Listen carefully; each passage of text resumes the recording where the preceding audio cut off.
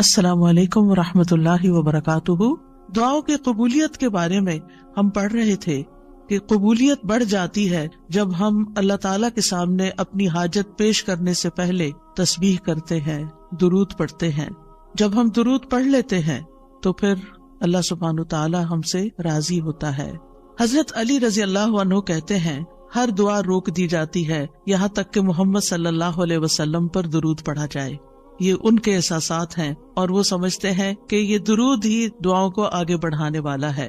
مناوی کہتے ہیں، کل دعاء محجوب، یعنی ہر دعا سے قبولیت روک دی جاتی ہے یہاں تک کہ دعا کرنے والا نبی صلی اللہ علیہ وسلم پر درود پڑھتا ہے۔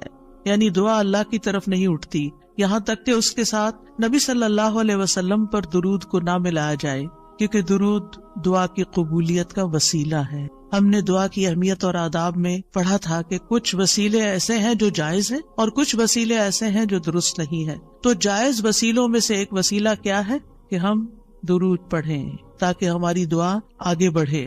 دعا میں درود کی وجہ سے اللہ سبحانہ وتعالی ہماری ساری ضروریات کے لیے کافی ہو جاتا ہے۔ صحیح ترغیب و ترہیب میں آتا ہے، ایک شخص نے عرض کیا، اے اللہ کے رسول صلی اللہ علیہ وسلم، کیا میں اپنی دعا کا تہائی یعنی 1/3 حصہ آپ پر درود پڑھنے کے لیے مقرر کر دوں؟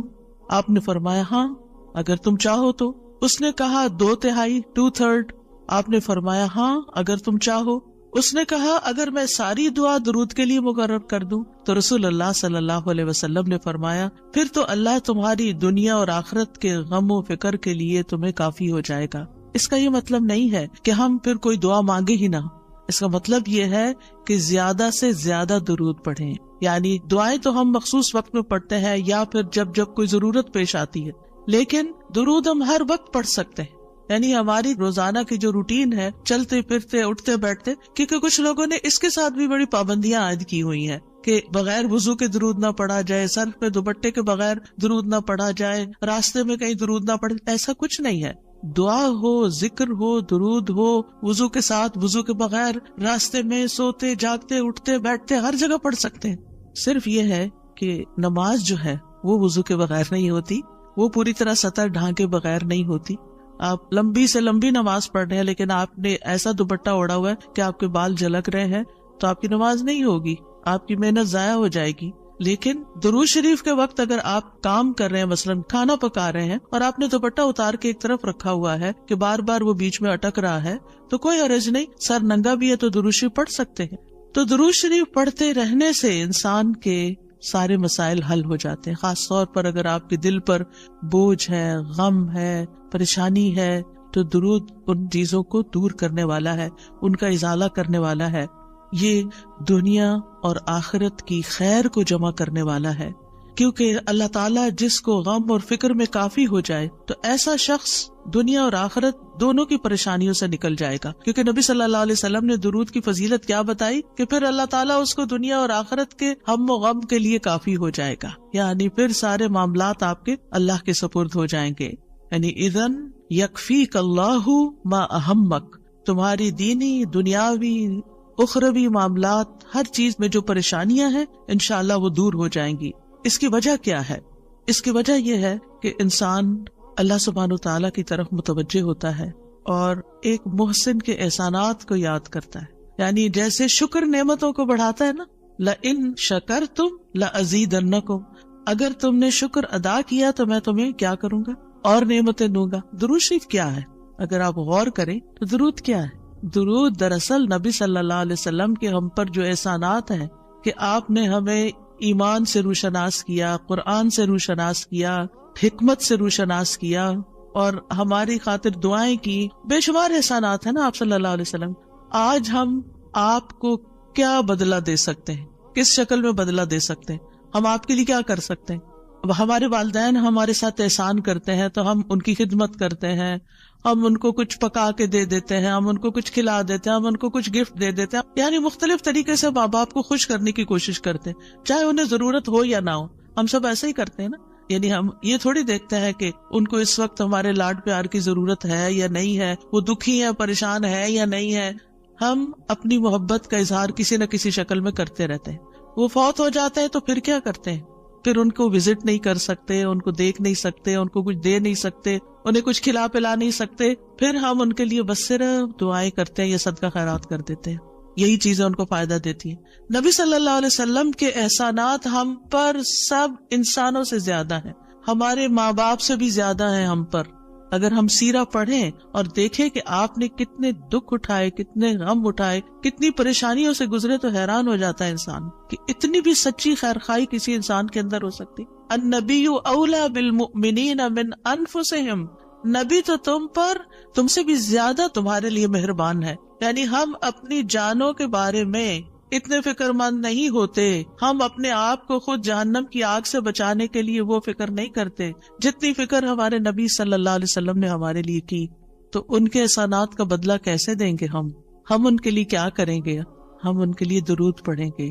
تو یہ درود کا پڑھنا، آپ کے احسانات کا بدلہ تو ہم کہاں سے دے سکتے ہیں، لیکن اس کے جواب میں ایک شکریہ ادا کرنے کا انداز ہے، ان کی مہربانیوں کو ایکنالج کرتے ہیں، کیونکہ جو شکر گزار انسان ہوتا ہے وہ دنیا میں بھی مطمئن ہوتا ہے، اس کی ایک فلفلمنٹ ہوتی ہے، اور پھر یہ ہے کہ اس کے آگے کے مرحلے بھی آسان ہوتے ہیں۔ وہ جس کے ساتھ بھی شکر گزاری کا معاملہ کرتا ہے، عام انسانوں کے ساتھ بھی، تو وہ ان کا محبوب بن جاتا ہے۔ تو جب ہم اللہ تعالیٰ کا شکر ادا کرتے ہیں تو کیا ہم اللہ کے محبوب نہیں ہوں گے؟ جب ہم رسول اللہ صلی اللہ علیہ وسلم کا شکریہ ادا کرتے ہیں، اور شکریہ ادا کرنا صرف زبان سے تھینک یو کہنا نہیں ہوتا، وہ مختلف طریقے سے کسی کو دعا دینا بھی، یعنی اگر ہم کسی کے احسان کا بدلہ صرف دعا کی شکل میں بھی دیتے ہیں تو یہ بھی شکریہ ادا کرنے کی بہت بڑی قسم ہے، اور پلٹ کر واپس تو اپنے اوپر ہی آتا ہے۔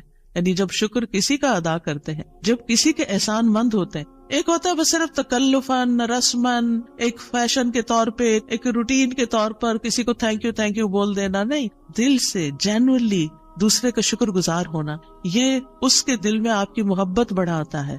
اس میں آپ کی نیت یہ نہیں ہوتی کہ وہ مجھ سے محبت کرے، نہیں، آپ اس کو اکنالج کر رہے ہوتے ہیں، اس کا احسان مان رہے ہوتے ہیں، اور اللہ تعالیٰ اس کے دل میں آپ کی محبت ڈال دیتا ہے۔ اور جو ناشکرے انسان ہوتے ہیں، جو ناقدرے ہوتے ہیں، سب سے پہلے تو ہم اللہ ہی کے حق میں ناقدرے، وما قدر اللہ حق قدرہ، ہم نے اللہ کی قدر ہی نہیں کی جیسا قدر کرنے کا حق ہے، ہم نے نبی صلی اللہ علیہ وسلم کی قدر ہی نہیں کی جیسا کہ قدر کرنے کا حق ہے۔ تو ہماری یہ تسبیحات اور ہمارا یہ درود شریف اس قدر کی طرف بڑھنے کا ایک چھوٹا سا جسچر ہے کہ ہم واقعی اس بات کو مانتے ہیں کہ ان کے ہم پر احسانات تھے۔ لہٰذا جب ہم درود پڑھتے ہیں تو اس کا مطلب یہ ہے کہ ہم نے باقی چیزیں چھوڑی اور ہم آپ کا حق ادا کرنے کی طرف متوجہ ہو گئے۔ تو یہ چیز اللہ تعالیٰ کو کتنی پسند آتی ہوگی کہ یہ اپنے لیے کچھ نہیں مانگ رہا، اپنے لیے نہیں کچھ مانگ رہا، اپنی باتیں نہیں کر رہا، یہ اپنے غموں کو بھول کے، اپنے کاموں کو چھوڑ کے صرف نبی صلی اللہ علیہ وسلم پر درود بھیج رہا ہے، یعنی ان کا احسان مان کر، ان کا شکریہ ادا کرتے ہوئے ان کے لیے دعا کر رہا ہے۔ نبی صلی اللہ علیہ وسلم اللہ تعالیٰ کے محبوب ہیں، سب سے بہترین بندے ہیں، سب سے بہترین نبی ہیں، اللہ تعالیٰ ان سے محبت کرتا ہے۔ اللہ تعالیٰ فرماتے قل ان کنتم تحبون اللہ فاتبعونی یحببکم اللہ، کہہ دیجیے اگر تم اللہ سے محبت کرتے ہو میری اتباع کرو، اللہ تم سے محبت کرے گا۔ تو نبی صلی اللہ علیہ وسلم کی اتباع ہو، آپ کی سنتوں پر عمل کرنا ہو، آپ پر درود پڑھنا ہو، یہ سب اس میں اضافہ کرتا ہے، اللہ کی محبت بندے کو ملتی ہے۔ یحببکم اللہ، اللہ تم سے محبت کرے گا، اور اللہ تعالیٰ جس سے محبت کرے پھر اس کی تو بات ہی کیا، سیجعل لہم الرحمن ودا، اس کے مسائل کیسے حل نہیں ہوں گے، اس کے مسائل ضرور حل ہوں گے، اس کے غم دور ہوں گے، اس کی پریشانیاں دور ہوں گی۔ لہٰذا جب ہم اس سٹیٹ میں آ جاتے ہیں تو پھر آپ دیکھیں کہ یہ درجہ اس سے بھی بڑھ جاتا ہے جو ہم اپنے لیے خود کچھ مانگ رہے ہوتے ہیں نا، کیونکہ جب آپ کو کسی سے محبت ہوتی ہے تو آپ اس کے لیے کچھ بھی کرنے کو تیار ہوتے ہیں۔ یہ تو انسان کا حال ہے، انسان کی محبت ہے نا، تو جس انسان سے اللہ کو محبت ہو پھر اس کے مسئلے کیسے حل نہیں ہوں گے؟ اللہ سبحانہ وتعالیٰ اس کے لیے بہترین چیزیں کیوں نہیں کریں گے؟ تو اس طرح یہ درود جو ہے وہ دعا سے بھی بازی لے جاتا ہے کہ انسان اللہ کی محبت حاصل کر لیتا ہے، اور اس کے نتیجے میں دعائیں قبول ہوتی ہیں، اور اللہ تعالیٰ کی طرف سے رحمتیں آتی ہیں، درجے بلند ہوتے ہیں، گناہ معاف ہوتے ہیں۔ لیکن اس کا یہ مطلب ہرگز نہیں کہ آپ باقی دعائیں نہ مانگیں، کیونکہ خود نبی صلی اللہ علیہ وسلم نے ساری دعائیں مانگی ہیں۔ یہ جو ہم آپ کو جتنی بھی دعائیں سکھا رہے ہیں یہ مسنون دعائیں ہیں، ان کو دعا سمجھ کے پڑھیں اور اس کو ریپیٹڈلی پڑھیں، کیونکہ دعا میں تکرار بھی ضروری ہے. ہم آداب میں پڑھ چکے ہیں, اصرار ضروری ہے, تکرار ضروری ہے, افتقار ضروری ہے. تو اپنی محتاجی, اپنی عاجزی, اپنی ہمبلنس کو ظاہر کرتے ہوئے اللہ تعالیٰ سے مانگتے رہیں. تو درود جو ہے اس کے بارے میں جو قرآن مجید میں آتا ہے, ان اللہ وملائکتہ یصلون علی النبی, اللہ سبحانہ وتعالیٰ خود اور اس کے فرشتے نبی صلی اللہ علیہ وسلم پر درود بھیجتے ہیں. اللہ سبحانہ وتعالیٰ درود بھیجتے ہیں, اس کا کیا مطلب ہے؟ یعنی اللہ سبحانہ وتعالیٰ ملائے اعلیٰ میں, آسمانوں کی بلند مجلس میں اپنے بندے, اپنے نبی محمد صلی اللہ علیہ وسلم کی تعریف کرتے ہیں, ان کے بلند مرتبے اور ان کی بلند شان کی خبر دیتے ہیں. اللہ تعالیٰ ان کی خود تعریف کرتے ہیں, ثنا کرتے ہیں, آپ پر رحمتیں اور برکتیں نازل کرتے ہیں. اور فرشتے بھی درود بھیجتے ہیں. جیسے فرشتے تسبیح کرتے ہیں نا, اور جیسے کائنات کی باقی چیزیں سب اللہ کی حمد و ثنا کرتے ہیں, تو نبی صلی اللہ علیہ وسلم پر بھی فرشتے درود بھیجتے ہیں. اور ان کا درود بھیجنا کیا ہے کہ آپ کے لیے رحمت اور مغفرت اور بلندی درجات کی دعا. یعنی ایک تو فرشتے ایمان والوں کے لیے دعا کرتے ہیں, دوسرا یہ کہ فرشتے نبی صلی اللہ علیہ وسلم کے لیے خاص دعائیں کرتے ہیں. تو اگر اللہ تعالیٰ ان پہ درود بھیجتا ہے, ان پہ رحمتیں نازل کرتا ہے, فرشتے درود بھیجتے ہیں, تو پھر اہل ایمان کو کیا کرنا چاہیے؟ پہلے اللہ تعالیٰ اور فرشتوں کی بات کی گئی تاکہ ہمارے اندر بھی شوق پیدا ہو کہ ہم بھی درود بھیجیں. یا ایھا الذین آمنوا صلوا علیہ وسلموا تسلیما, یا ایمان والو تم بھی آپ پر خوب درود اور سلام بھیجو, صلاۃ و سلام بھیجو. یعنی پہلے آسمان والوں کی خبر دی گئی کہ فرشتے ایسا کر رہے ہیں, پھر زمین والوں کو حکم دیا جا رہا ہے کہ تم بھی ایسا کرو. قرطبی کہتے ہیں اس آیت کے ذریعے اللہ نے اپنے رسول کو آپ کی زندگی میں, یعنی رسول اللہ صلی اللہ علیہ وسلم کی زندگی میں اور آپ کی وفات کے بعد آپ کو شرف و مرتبہ بخشا ہے, اور آپ کے مقام اور مرتبے کو بیان کیا ہے کہ آپ کا کیا مقام ہے, تاکہ ہم ایمان والے اس مقام کو سمجھیں. تو دوسرے لفظوں میں آپ صلی اللہ علیہ وسلم کے لیے اوپر کے جہان اور نیچے کے جہان میں تعریفیں ہوتی ہیں. یعنی ہم بھی آپ کی تعریف کرتے ہیں اور فرشتے بھی آپ کی تعریف کرتے ہیں, ہم بھی آپ کے لیے دعائیں کرتے ہیں, فرشتے بھی آپ کے لیے دعائیں کرتے ہیں. اور اللہ سبحانہ وتعالیٰ ملائے اعلیٰ میں مقرب فرشتوں کے پاس اپنے نبی کی تعریف کرتے ہیں. آپ دیکھیں کہ دنیا میں طرح طرح کی مجالس ہوتی ہیں نا, کچھ مجالس بڑی خاص ہوتی ہیں, خاص لوگ صرف انوائٹڈ ہوتے ہیں, ہر کوئی نہیں وہاں جا سکتا. آسمانوں میں بھی خاص مجالس, اللہ سبحانہ وتعالیٰ کے جو خاص مقرب فرشتے ہیں جنہیں وہ حکم دیا گیا تھا کہ آدم کو سجدہ کرو, جن کے سامنے اللہ تعالیٰ نے یہ بات رکھی تھی کہ میں آدم کو پیدا کرنے جا رہا ہوں. یہ گیدرنگ جو ہے اس کو ملائے اعلیٰ کہتے ہیں. ملا کہتے ہیں سرداروں کو, اور اعلیٰ کہتے ہیں بلند سردار. تو یہ ایلیٹ کلاس ہے فرشتوں کی کہ جس کے سامنے اللہ سبحانہ وتعالیٰ نے حضرت آدم کی پیدائش کی بات کی تھی اور پھر اس کے بعد سجدے کا حکم دیا گیا تھا. تو مقرب فرشتوں کے درمیان یا ان کے پاس اللہ سبحانہ وتعالیٰ نبی صلی اللہ علیہ وسلم کی تعریف کرتے ہیں. ذرا سوچئے, امیجن کیجئے فرشتوں کی مجلس. ویسے تو کوئی فرشتہ اللہ کی نافرمانی نہیں کرتا, ہر فرشتہ اطاعت گزار ہے, ہر فرشتہ اللہ کی بات مان. یفعلون ما یؤمرون, لپکتے ہیں, دوڑتے ہیں, بھاگتے ہیں, تیز بھاگتے ہیں ایک دوسرے سے. فالسابقات سبقا, ایک دوسرے سے سبقت لے جاتے ہیں اللہ کا حکم ماننے میں. یعنی فرشتوں کا یہ حال ہے. لیکن ان کی کیٹیگریز ہے. سورۃ فاطر کے شروع میں کیا آتا ہے؟ جاعل الملائکۃ رسلا اولی اجنحۃ مثنی وثلاث ورباع ویزید فی الخلق ما یشاء. 2 پروں والے فرشتے بھی ہیں, 3 والے بھی ہیں, 4 والے بھی ہیں, اور پھر اللہ جتنی چاہتا ہے بڑھا دیتا ہے. جبریل علیہ السلام کے تو 600 پر ہیں. سوچئے کیا کیفیت ہوگی ان کی. اور پھر جو حاملین عرش فرشتے ہیں ان کی کندھے سے لے کے یہاں کان کی لو تک 700 سال کا فاصلہ ہے. اتنا عرصہ کوئی سفر کرتا رہے. اب آپ خود سوچیں کہ اتنے بڑے فرشتے ہیں وہ, ان کے سامنے اللہ سبحانہ وتعالی محمد صلی اللہ علیہ وسلم کی تعریف فرماتے ہیں. آپ کے مقام کا اندازہ کریں, کیا ہم نے قدر کی اپنے نبی کی؟ ہم کیا درود پڑھتے ہیں, ہم کیا تعریف کرتے ہیں, ہم کتنا جانتے ہیں آپ کو, ہم آپ کی سنت کو کیا سمجھتے ہیں. حدیث, یہ تو حدیث ہے, یہ قرآن تو نہیں ہے. استغفر اللہ. آپ نے دین کے مختلف چیزوں میں فرق کر دیا جس کو خود رسول اللہ صلی اللہ علیہ وسلم دے کر گئے تھے. آپ کس راہ پہ چل پڑے. تو آپ سوچئے کہ اللہ کے رسول صلی اللہ علیہ وسلم کی تعریف وہاں ہو رہی, راہ گزرتا بھی کوئی ہماری تعریف کر دے نا تو ہم ایسے بھول جاتے ہیں کہ بڑی چیز ہو گئے, ہم پتہ نہیں کیا بن گئے ہیں. اس کو بھی بہت کچھ سمجھتے ہیں. کبھی فیس بک پہ لگاتے ہیں یہ فلاں نے ہماری تعریف کی ہے, کبھی کچھ کرتے ہیں کبھی کچھ کرتے ہیں تعریف. آپ سوچئے پھر ہم کیا ہے اور محمد صلی اللہ علیہ وسلم کیا ہے جن کی تعریف اللہ تعالیٰ کر رہے ہیں اور وہ فرشتوں کی مجلس میں کر رہے ہیں. اس تعریف کا کیا کہنا. ایسے پیغمبر پر, ایسے نبی پر کیا ہم درود نہیں بھیجیں گے؟ کیا ہم ان کے لیے دعائیں نہیں کریں گے؟ اللہ سبحانہ و تعالیٰ سے ان کے لیے وسیلہ نہیں مانگیں گے؟ تو صلاۃ کا جو لفظ ہے, صلاۃ کا لفظ اس کے معنی میں رحمت بھی ہے, ذکر خیر بھی ہے, دعا بھی ہے. رحمت, ذکر خیر اور دعا. قاموس میں ہے الصلاۃ الدعاء والرحمت والاستغفار وحسن الثناء من اللہ عز وجل علی رسولہ صلی اللہ علیہ وسلم. صلاۃ سے مراد دعا, رحمت, استغفار اور اللہ عز وجل کی طرف سے اس کے رسول کی تعریف ہے. یعنی درود کا یہ مطلب ہے. یعنی اللہ تعالیٰ کی طرف سے صلاۃ بھیجنے کا مطلب کیا ہے کہ اللہ تعالیٰ آپ سے راضی ہے اور آپ پر رحمت نازل کرتے ہیں. ٹھیک ہے, یعنی اللہ تعالیٰ آپ پر درود بھیجتے یعنی آپ پر رحمت نازل کرتے ہیں اور آپ سے راضی ہیں. ابن قیم کہتے ہیں نبی صلی اللہ علیہ وسلم پر اللہ کے صلاۃ بھیجنے سے مراد اللہ سبحانہ تعالیٰ کا آپ کی تعریف کرنا ہے اور آپ کی دیکھ بھال کرنا ہے اور آپ کے شرف کو ظاہر کرنا ہے اور آپ کی فضیلت اور حرمت کو ثابت کرنا ہے. اور فرشتوں کے صلاۃ بھیجنے کا مطلب کہ وہ دعا کے معنی میں ہے کہ وہ نبی صلی اللہ علیہ وسلم کے لیے دعا مانگتے ہیں. اور یہ بھی ممکن ہے کہ وہ اللہ سبحانہ تعالیٰ کے ساتھ مل کر نبی صلی اللہ علیہ وسلم کی تعریف کرتے ہیں کہ فرشتے بھی آپ کی تعریف کرتے ہیں. ابو عالیہ کہتے ہیں کہ معزز فرشتوں کا صلاۃ بھیجنا ان کا دعا کرنا ہے نبی صلی اللہ علیہ وسلم کے لیے. ابن عباس کہتے ہیں یصلون کا مطلب ہے وہ برکت کی دعا کرتے ہیں. یہ سارے معنی میں اختلاف نہیں ہے, یہ مختلف طریقے سے صلاۃ کے لفظ کو واضح کیا گیا, کیونکہ عام طور پر ہمیں لفظ درود کا بھی مطلب کوئی نہیں آتا ہوتا. یعنی کہ اگر کسی سے پوچھے درود کیا ہوتا ہے, کچھ پتا نہیں, بس ہوتا ہے درود.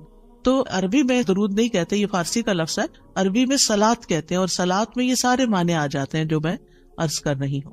اور امت کو کیا حکم ہے کہ وہ آپ کے لیے دعا بھی کرے اور آپ کے حکم کی تعظیم بھی کرے. آپ کے حکم کو جو نبی صلی اللہ علیہ وسلم کا حکم ہے اس کو سب کے حکم پر فوقیت دیں, اس کو بڑا سمجھیں. ایک طرف ماں باپ کا حکم, ایک طرف رسول اللہ صلی اللہ علیہ وسلم کا حکم. اگرچہ اللہ سبحانہ تعالیٰ نے ہمیں ماں باپ کے ساتھ احسان کا حکم دیا ہے, ان کی بات ماننے کے لیے بھی کہا ہے, لیکن ان کے مقابلے میں اگر رسول اللہ صلی اللہ علیہ وسلم آ جاتے ہیں تو پھر ہمیں رسول اللہ صلی اللہ علیہ وسلم کی بات کو فوقیت دینی ہے, ترجیح دینی ہے, اہمیت دینی ہے.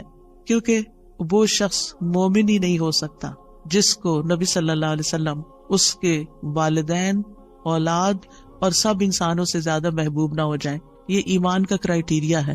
سارے انسانوں, چاہے کوئی کتنے بڑے بڑے اسکالرز ہوں, سائنٹسٹ ہوں, ریسرچرز ہوں, چاند پہ جانے والے لوگ ہوں, جو مرضی ہوں, جہاں رسول اللہ صلی اللہ علیہ وسلم کی بات آ گئی, یہ بات سچی ہے. صدق اللہ و رسولہ, اللہ اور اس کے رسول نے سچ کہا ہے. صحیح اوتھینٹک حدیث سامنے آ گئی ہے, ایسا ہی کرنا چاہیے. ریسرچز کہتی ہیں شہد نہ کھایا جائے کیونکہ اس میں بہت سویٹنس ہے. نہیں, قرآن کہتا ہے کہ شہد میں شفا ہے. نبی صلی اللہ علیہ وسلم نے تجربہ کروایا تھا ایک شخص کو, وہ شہد سے پہلے بیمار ہوا تھا اور پھر اسی سے ہی وہ ٹھیک ہوا تھا جس کا پیٹ خراب ہوا تھا. ہمارا یقین ہے اگر شہد خالص ہے, شہد شہد ہے, کچھ اور نہیں, تو پھر اسی میں ہی شفا ہے. یہ ہو نہیں سکتا کہ جو بات قرآن کہہ دے اور جو بات نبی صلی اللہ علیہ وسلم کہہ دے پھر اس میں کوئی شک باقی رہے. کوئی شک نہیں, ہمیں اس شک کو دل سے نکالنا ہے. دو چیزیں ایمان میں خلل ڈالتی ہیں, شبہات اینڈ شہوات. کیونکہ جب ہمارے اندر ڈاؤٹس آ جاتے ہیں نا کسی چیز کے بارے میں, تو پھر ہمارا یقین اٹھ جاتا ہے, پھر ہمارا عمل کمزور ہو جاتا ہے. اور اسی طرح جب ہماری خواہشات آگے آ جاتی ہیں تو پھر ہم لیزی ہو جاتے ہیں, ہم اپنی مرضی پسند کے محبوب کام کرنے لگتے ہیں اور دوسرے کاموں کو پیچھے کر دیتے ہیں, چاہے وہ ہمارے لیے زیادہ فائدے کی کیوں نہ ہو. ابن قیم کہتے ہیں ہمارا آپ پر صلاۃ بھیجنا یہ ہے کہ ہم اللہ تعالیٰ سے مطالبہ کرتے ہیں, ہم اللہ تعالیٰ سے دعا کرتے ہیں, اللہم, کہ اے اللہ ہمارے نبی کی اور بھی زیادہ تعریف کریں اور آپ کی فضیلت اور شرف کو ظاہر کریں اور آپ کی تکریم اور اپنی قربت کا آپ ان کے لیے اظہار کریں. یعنی اے اللہ تعالیٰ آپ ان کو اور زیادہ محبوب بنا لیں, اور زیادہ ان کو عزت دیں, اور زیادہ ان کے درجے بلند کریں. اور یہ سچے دل سے تو دعا اسی کی ہوگی نا جو نبی صلی اللہ علیہ وسلم سے محبت کرتا ہوگا اور آپ کی اہمیت کو جانتا ہوگا. ان لوگوں کا درود کیا درود ہوگا جو نبی صلی اللہ علیہ وسلم کو وہ عزت اور مقام دیتے ہی نہیں جو واقعی ان کا ہے. کیونکہ جب تک کسی سے محبت نہ ہو تو اس کے لیے اس درجے کی دعا بھی نہیں ہو سکتی. چاہے دن میں کوئی 10 دفعہ آپ سے کہنے میرے لیے دعا کرو، آپ کریں گے، لیکن اس پیار سے وہ دعا نہیں نکلے گی جس پیار سے وہ دعا نکلے گی جس سے آپ کے لیے محبت. وہ نہ بھی کہے تو آپ اس کے لیے دعائیں کرتے رہتے ہیں. اور پھر یہاں پر اس آیت میں صرف صلاۃ کی بات نہیں بلکہ کیا فرمایا، وَسَلِّمُوا تَسْلِيمًا. سلموا، آپ کو سلام کا تحفہ بھی دیں، صرف صلاۃ نہیں بلکہ سلام بھی کریں. تسلیم کا کیا مطلب ہے کہ آپ پر خیر و برکات نازل ہوں، آپ پر اللہ کی رحمتیں اور سلامتیاں ہوں، اور آپ ہر طرح کی تکالیف اور آفتوں سے محفوظ رہیں، ہر طرح کے نقائص سے پاک رہیں. جب ہم کہتے ہیں نا اللہم سلم علی محمد، درود ویسے تو یوں پورا پڑھتے ہیں اللہم صلی وسلم علی نبینا محمد، تو اس کا مطلب کیا ہے کہ یا اللہ محمد صلی اللہ علیہ وسلم کے لیے آپ کی دعوت میں، یعنی آپ نے جو دعوت دی لوگوں کو اسلام کی طرف، آپ کی امت میں اور آپ کے ذکر خیر میں ہر طرح کی سلامتی لکھ دے، ہر طرح کے نقص سے سلامتی ہو جائے. اور اس طرح امت آپ کے لیے جتنی دعائیں کرتی جا رہی ہے، یعنی جب سے نبی صلی اللہ علیہ وسلم کے بارے میں یہ آیت اتری اور جب سے صحابہ کرام اور پھر تابعین تبع تابعین اور امت کے باقی لوگ ان ساری صدیوں میں آپ کے لیے یہ دعا کر رہے ہیں، ان ساری دعاؤں کے اس درود کے نتیجے میں آپ کا مقام بلند ہوتا جا رہا ہے، ہوتا جا رہا ہے، ہوتا جا رہا ہے. آپ سوچئے کہ اللہ سبحانہ وتعالی کتنا قدردان ہے. نبی صلی اللہ علیہ وسلم نے اپنی نبوت کی مختصر زندگی میں جو محنت کی سو کی، لیکن اس کا انعام اور صلہ کتنی خوبصورت شکل میں اللہ تعالیٰ دے رہا ہے کہ دنیا میں آپ کا نام بلند کر رہا ہے اور آپ کو بلندی عطا کر رہا ہے اور آپ کے لیے سب سے دعائیں کرنے کو کہہ رہا ہے. یعنی درود کیا ہے؟ نبی صلی اللہ علیہ وسلم کے لیے دعا، اور وہ دعائیں اللہ تعالیٰ قبول بھی کرتے جا رہے اور اس کے نتیجے میں نبی صلی اللہ علیہ وسلم کے درجات بلند ہوتے چلے جا رہے ہیں. تو سوچئے جو سنت کی پیروی کرے گا، جو آپ کے مشن کو آگے لے کے بڑھے گا، جو اخلاص کے ساتھ اس رستے کو اپنائے گا، جو یہی کام کرے گا جو محمد صلی اللہ علیہ وسلم نے کیے،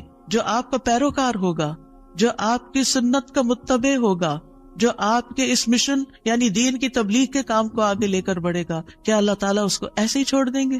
کیا اللہ سبحانہ تعالیٰ اس کی قدر نہیں کریں گے؟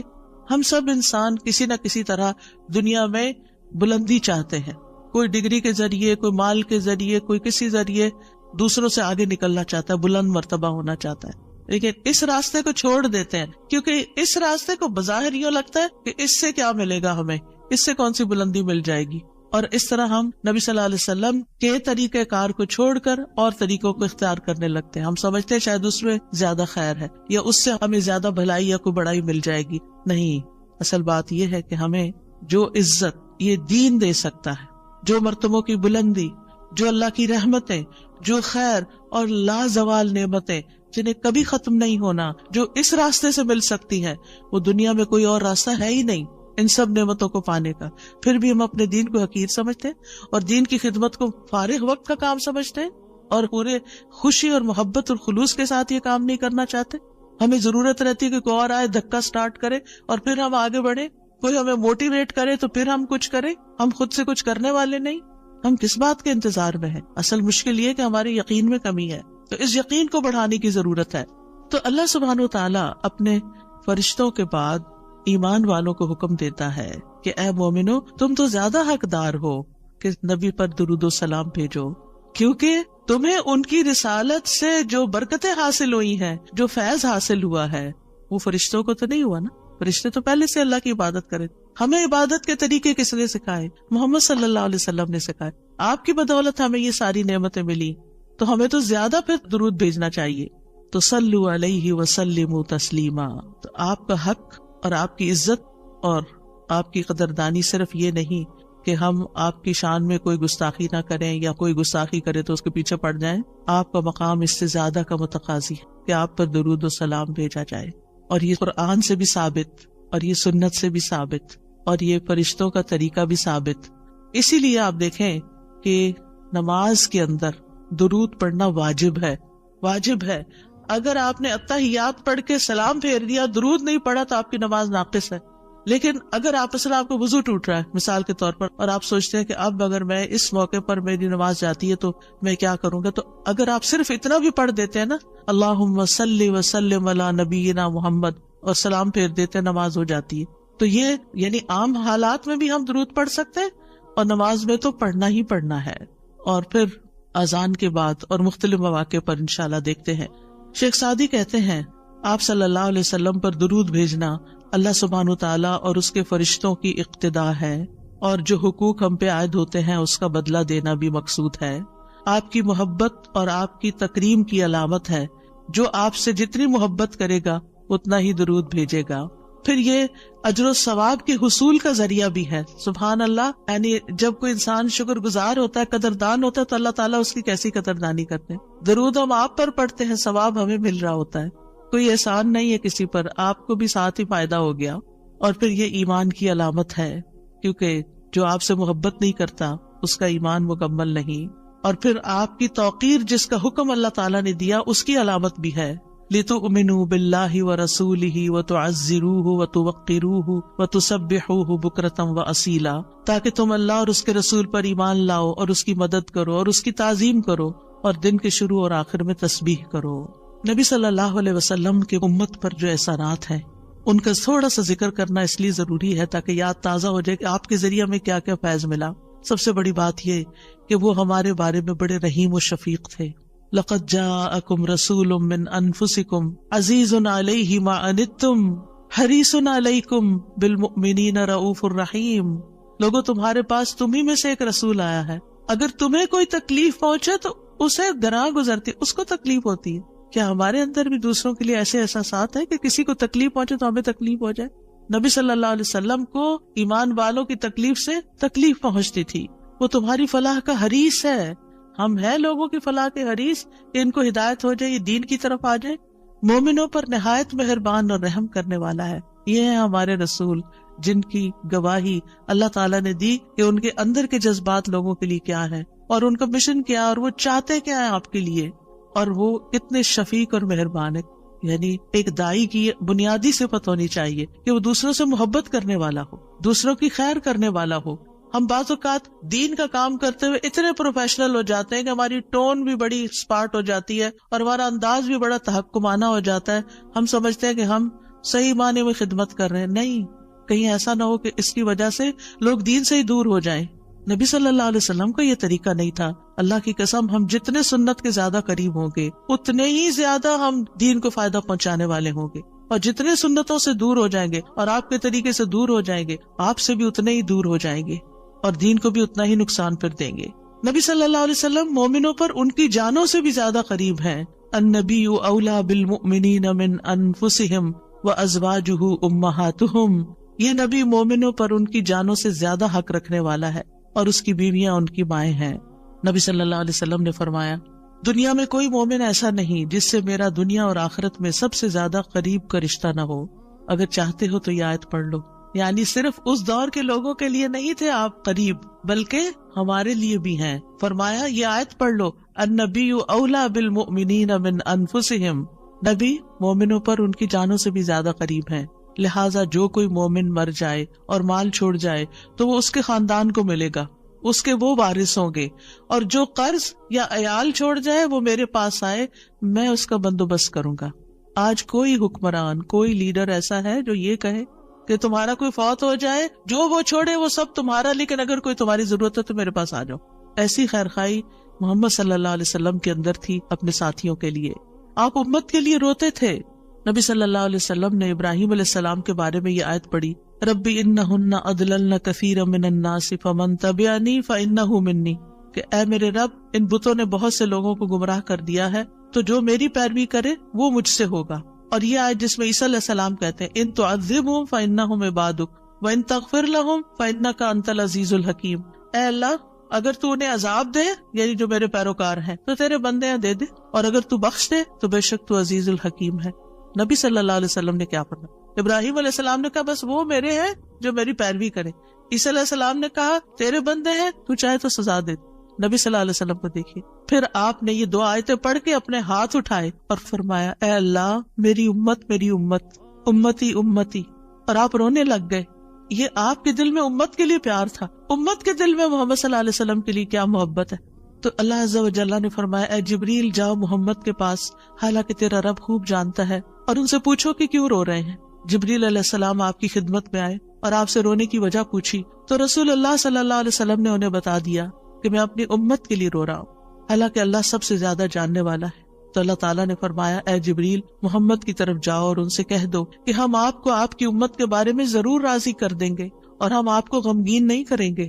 اتنے حریص تھے وہ ہماری نجات کے اور ہماری فلاح کے، تو کیا وہ والدین سے بھی زیادہ پھر مہربان نہیں ہم پر؟ ہمارے ماں باپ ہماری دنیا کا غم کرتے ہیں، ہماری دنیا کی فکریں کرتے ہیں، ان کو کھانا کہاں سے ملے گا، ان کے فلاں چیز کا کیا ہوگا، فلاں چیز کا کیا ہوگا۔ نبی صلی اللہ علیہ وسلم ہماری دنیا کے تو پیچھے ہو گیا نا کہ جس کا عیال ہو، قرض دار ہو، میرے پاس آ جائے، لیکن ہماری آخرت کی فکر کرتے ہیں کہ میری امت کی بخشش ہوگی کہ نہیں ہوگی۔ ایک دفعہ کوئی لا الہ الا اللہ محمد الرسول اللہ کہہ کر اس دین میں داخل ہو جاتا ہے تو پھر محمد صلی اللہ علیہ وسلم اس کے لیے مہربان ہو جاتے ہیں، اس کے لیے غمگین ہو جاتے ہیں کہ اس کی بخشش ہو جائے۔ آپ ہر نماز میں امت کے لیے دعائیں کرتے تھے، ہر نماز میں۔ حضرت عائشہ کہتی ہیں، میں نے رسول اللہ صلی اللہ علیہ وسلم کو خوش طبیعت دیکھ کر کہا، اے اللہ کے رسول، میرے لیے اللہ تعالیٰ سے دعا کریں۔ آپ نے فرمایا، اللہم اغفر لعائشہ ما تقدم من ذنبها وما تأخر وما اسرت وما اعلنت۔ اے اللہ، عائشہ کے سب گناہ بخش دے، جو اس نے پہلے کیے، جو بعد میں کیے، جو چھپا کے کیے، جو اعلانیہ کیے۔ خوشی سے حضرت عائشہ نے ہنسنا شروع کر دیا، یہاں تک کہ ہنستے ہنستے ان کا سر رسول اللہ صلی اللہ علیہ وسلم کی گود میں جا پڑا۔ آپ نے پوچھا، کیا تمہیں میری دعا نے خوش کر دیا؟ انہوں نے کہا، بھلا مجھے کیا ہے کہ آپ کی دعا خوش نہ کرے، آپ کی دعا سے ہی خوش ہوئی ہوں۔ آپ نے فرمایا، اللہ کی قسم، میں ہر نماز میں اپنی امت کے لیے یہ دعا کرتا ہوں۔ یہ احسانات ہیں آپ کے ہم پر، اور آپ نے اپنی مقبول ترین دعا جو تھی اپنی امت کے لیے محفوظ کر لی۔ نبی صلی اللہ علیہ وسلم نے فرمایا، مجھ سے کہا گیا آپ مانگے، کیونکہ ہر نبی نے مانگا ہے، ہر نبی کو ایک مقبول دعا دی گئی ہے کہ جو اللہ تعالیٰ ضرور قبول کرے گا، لیکن میں نے اپنا سوال قیامت کے دن کے لیے مؤخر کر دیا، ڈیلے کر دیا، وہاں جا کے مانگوں گا، اور وہ تمہارے لیے ہوگا، اور لا الہ الا اللہ کی گواہی دینے والے ہر شخص کے لیے ہوگا۔ ہمیں اگر اللہ تعالیٰ کی طرف سے یہ پیغام آئے کہ کوئی ایک دعا مانگ لو وہ ضرور قبول ہوگی، تو ہم تو جھٹ سے اپنے لیے کوئی دنیا کی دعا مانگ لیں گے جو جلد ختم بھی ہو جانے والی۔ اس سے آپ کی حکمت کا اندازہ لگائیں اور ہمارے لیے آپ کی محبت کا اندازہ کریں۔ آپ کی وجہ سے امت کو شفاعت ملے گی۔ نبی صلی اللہ علیہ وسلم نے فرمایا، مجھے 5 چیزیں ایسی دی گئیں جو مجھ سے پہلے کسی کو نہیں دی گئی، ان میں سے ایک مجھے شفاعت عطا کی گئی، یعنی نبی صلی اللہ علیہ وسلم کو شفاعت کا حق دیا گیا۔ نبی صلی اللہ علیہ وسلم امت کی شفاعت کی خاطر تمام رات فکر مند رہے۔ ابو ذر کہتے ہیں، ایک مرتبہ رسول اللہ صلی اللہ علیہ وسلم نے نماز شروع کی اور ساری رات صبح تک ایک ہی آیت رکوع اور سجود میں پڑھتے رہے کہ اللہ، اگر تو انہیں عذاب میں مبتلا کر دے تو یہ تیرے بندے ہیں، اور اگر تو انہیں معاف کر دے تو تو بڑا غالب حکمت والا ہے۔ جب صبح ہوئی تو میں نے عرض کیا، یا رسول اللہ، آپ ساری رات صبح تک رکوع اور سجود میں ایک ہی آیت پڑھتے رہے؟ آپ دیکھیں کہ وہ جو سوال اکثر آتا ہے نا کہ سجدے میں قرآنی دعا پڑھ سکتے ہیں یا نہیں، اس کا یہ جواب ہے، ٹھیک ہے، کہ قرآنی آیت جو دعا کی شکل میں ہو وہ پڑھ سکتے ہیں۔ آپ صلی اللہ علیہ وسلم نے فرمایا، میں اپنے رب سے اپنی امت کے لیے سفارش کا حق مانگ رہا تھا، یہ دعا کر کے امت کے لیے سفارش کا حق مانگ رہا تھا جو اللہ نے مجھے عطا کر دیا، اور انشاءاللہ یہ ہر اس شخص کو نصیب ہوگی جو اللہ کے ساتھ کسی کو شریک نہیں ٹھہراتا، شرک نہیں کرتا۔ ابن عباس کہتے ہیں، رسول اللہ صلی اللہ علیہ وسلم نے فرمایا، اللہ نے میرے لیے میری امت کی غلطی اور بھول چوک اور جس پر ان کو مجبور کر دیا جائے اس سے درگزر فرمایا ہے، اور یہ بھی آپ کا ایک احسان ہے ہم پر۔ نبی صلی اللہ علیہ وسلم نے اپنی امت کو مشقت میں نہیں ڈالا، بس وہ کام سکھائے جو وہ کر سکتے تھے آسانی سے۔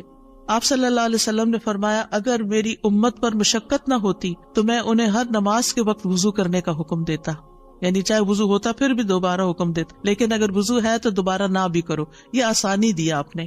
آپ اپنی امتیوں کو آگ سے بچانے کی شدید حرص رکھتے تھے۔ نبی صلی اللہ علیہ وسلم نے ایک مرتبہ فرمایا، میری مثال اور لوگوں کی مثال اس شخص کی طرح ہے جس نے آگ روشن کی، جب اس کے چاروں طرف روشنی پھیل گئی تو پروانے اور کیڑے مکوڑے جو آگ پہ گرتے ہیں اس میں گرنے لگے۔ وہ آدمی ان کو آگ سے دور کرتا ہے لیکن وہ اس کے قابو میں نہیں آتے بلکہ آگ میں داخل ہو جاتے ہیں۔ اسی طرح میں تمہاری کمروں سے پکڑ پکڑ کر تمہیں آگ سے روکتا ہوں اور تم اس میں گرتے جاتے ہو، یعنی میں تمہیں روکتا ہوں کہ وہ غلط کام نہیں کرو کہ جو آگ کی طرف لے جانے والے ہیں، اور تم رک نہیں رہے۔ اسی طرح آپ صلی اللہ علیہ وسلم نے اپنے بعد آنے والے امتیوں کے لیے بھی محبت کا اظہار کیا ہے۔ حدیث میں آتا ہے، آپ نے فرمایا، کاش میں اپنے بھائیوں سے مل پاتا۔ نبی صلی اللہ علیہ وسلم کے صحابہ نے عرض کیا، کیا ہم آپ کے بھائی نہیں؟ آپ نے فرمایا، تم میرے صحابہ ہو۔ میرے بھائی وہ لوگ ہیں جو مجھ پر ایمان لائے ہوں گے لیکن میری زیارت نہ کر سکے ہوں گے، یعنی آپ کے بعد دنیا میں آئے ہیں۔ پھر یہ ہے کہ درود شریف پڑھنے کے فائدے کیا ہیں۔ یہ تو تھا کہ آپ کے احسانات ہیں ہم پر، لہٰذا ہمیں انسان ہونے کی حیثیت سے ہمارے اوپر لازم ہے کہ احسان کا بدلہ چکائے اور ہم آپ پر درود پڑھیں۔ لیکن ویسے فائدے کیا ہیں؟ ایک بار درود بھیجنے پر 10 رحمتیں ملتی ہیں، صحیح مسلم کی روایت میں آتا ہے۔ سنن نسائی میں آتا ہے جو شخص مجھ پر 1 مرتبہ درود بھیجے گا اللہ اس پر 10 مرتبہ رحمتیں نازل کرے گا، اس کے 10 گناہ معاف ہوں گے، اس کے 10 درجات بلند ہوں گے۔ ایک اور روایت میں آتا ہے جو شخص میری امت میں مجھ پر اخلاص سے دل سے 1 بار درود پڑے گا تو اللہ اس وجہ سے اس پر 10 رحمتیں بھیجے گا اور اس کی وجہ سے اس کے 10 درجے بلند فرمائے گا، اس کے لیے 10 نیکیاں لکھے گا، 10 گناہ معاف فرما دے گا۔ فائدے ہی فائدے، برکتیں ملے گی۔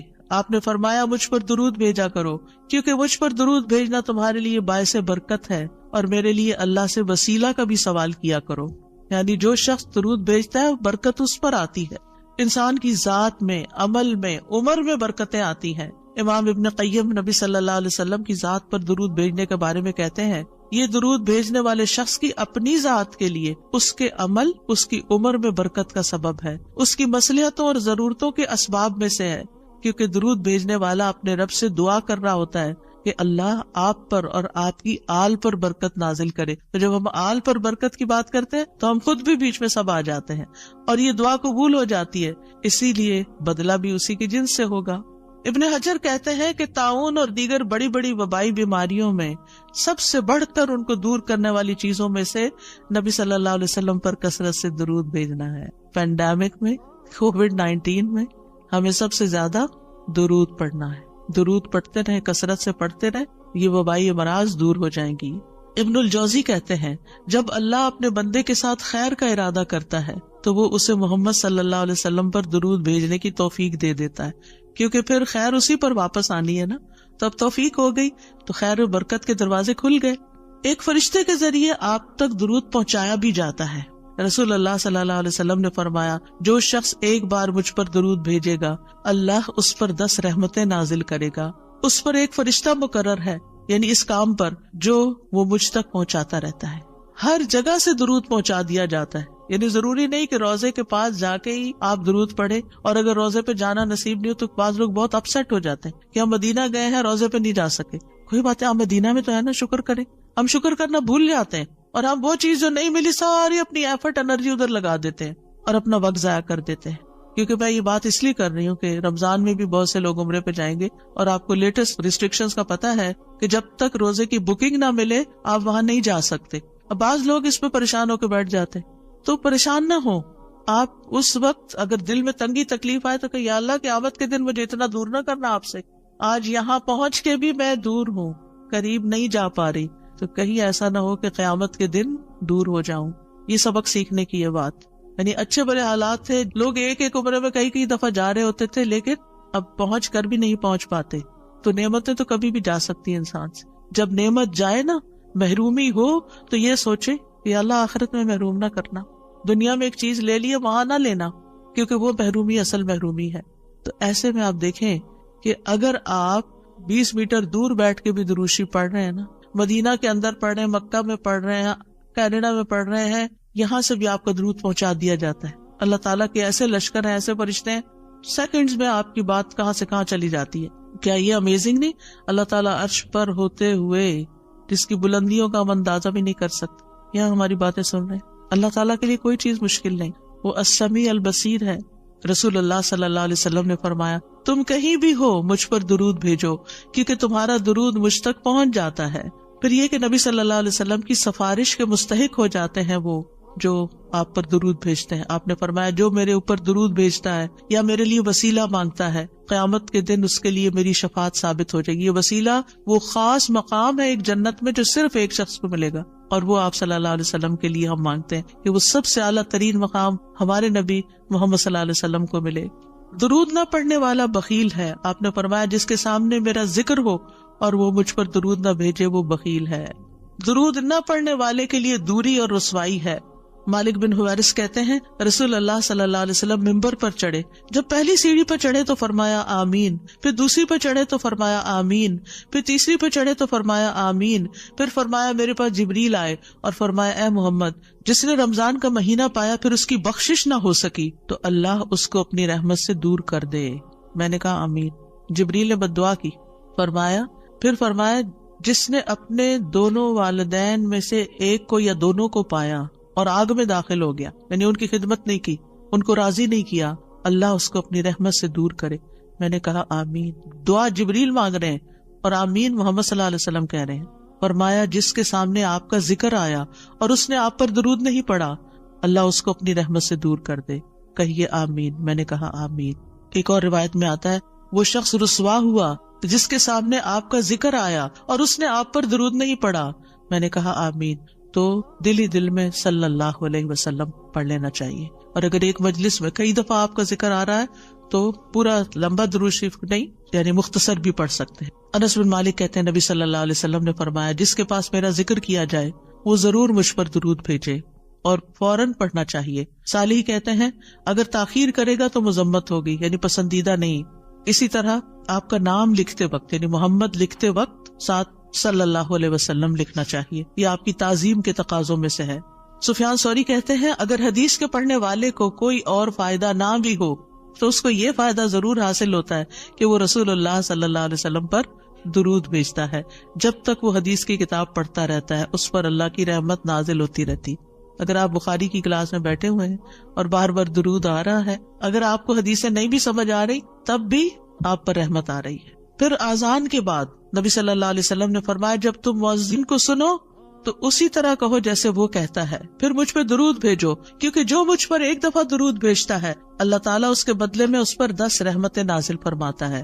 پھر مسجد میں داخل ہوتے وقت نبی صلی اللہ علیہ وسلم جب مسجد میں داخل ہوتے تو پہلے درود و سلام پڑھتے تھے، پھر یہ پڑھتے اللہم اغفر لی ذنوبی وافتح لی ابواب رحمتک۔ اگر ایک سٹینڈی بنوا کے سامنے رکھ دی جائے نا اللہم صلی وسلم علی نبینا محمد اور اس کے نیچے یہ والی دعا لکھ کے، تو اس سے کیا ہوگا کہ جو بھی داخل ہوگا نظر پڑے گی تو ریمائنڈر ہو جائے گا۔ پھر ہر نماز کے پہلے اور آخری تشہد میں درود شریف پڑھنا، یعنی آپ صلی اللہ علیہ وسلم پہلے میں بھی پڑھتے تھے، تو اگر پہلے میں پڑھ لیا جائے کبھی تو سجدہ صاحب کرنے کی نہیں ضرورت۔ پھر اسی طرح یہ کہ صفا مروہ کی سعی کرتے وقت وہاں پر جب آپ چکر لگا رہے ہوتے ہیں تو ساتھ ساتھ درود بھی پڑھتے جائیں، یعنی دعائیں کرنے کے علاوہ۔ یعنی عام طور پہ ہم صرف اور مختصر اذکار یا دعاؤں پہ زیادہ رکھتے ہیں، درود بھول جاتے ہیں۔ اور خصوصاً جب ہم صفا کے پاس کھڑے ہوں، حضرت عمر کہتے ہیں کہ جب تم آؤ تو بیت اللہ کے ساتھ چکر لگاؤ اور پھر مقام ابراہیم پہ 2 رکعت پڑھو، پھر صفا کے پاس آؤ، کھڑے ہو جاؤ، بیت اللہ نظر آئے، 7 بار اللہ اکبر کہو، ہر 2 تکبیروں کے درمیان اللہ کی حمد و ثنا کرو اور درود بھی بھیجو، اپنے لیے دعا مانگو، اور مروہ پہاڑی پر بھی ایسا ہی کرو۔